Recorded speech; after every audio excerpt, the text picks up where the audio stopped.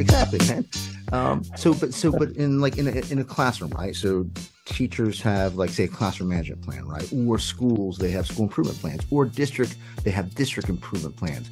What do these leaders, classroom leaders, school leaders, and district leaders, what do they need to know about planning and bringing those plans to life, right? How do they make those things work? That's a great question. I mean, I would see it as analogous to, strategy in organizations, right? Like I've only seen strategic planning work a couple of times in organizations, and yet I've seen it hundreds and hundreds. Everybody does it, right?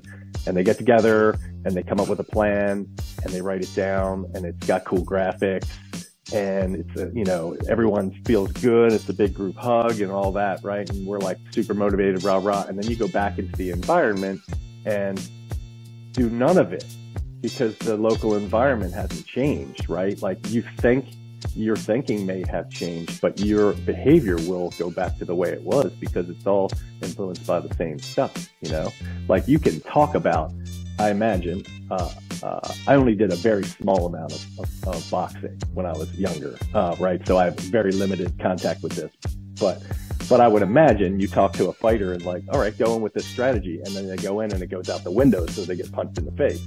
Right.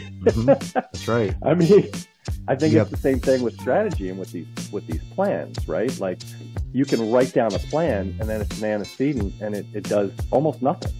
I mean, Aubrey Daniels, I think, is generous in saying that it's like 80-20 because in my experience, it's far less. It's like 5%. I mean, there are people who, there's some people I've followed who are communications experts who study, they don't call it antecedents, but basically they study the impact of various antecedents in communication and changing behavior, right? And one of them is called, they call it inoculation.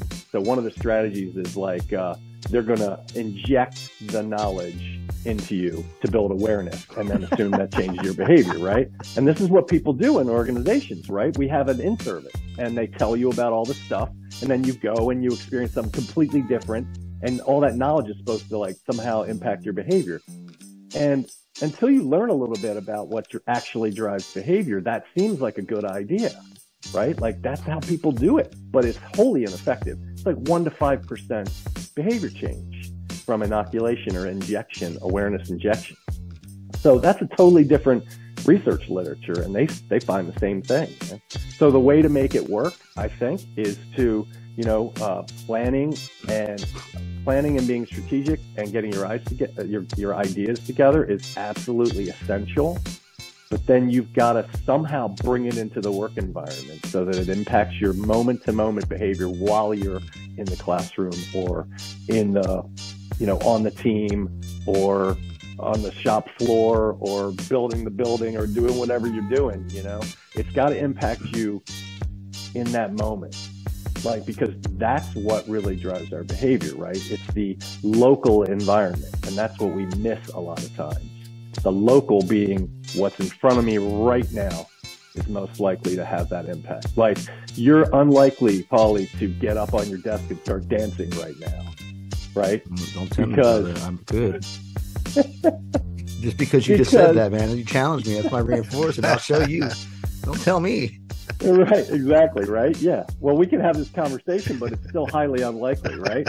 And it's because of the local environment, right? But we could create a local environment where we're more likely to get up on your desk and start dancing, and we could start talking about how to do that.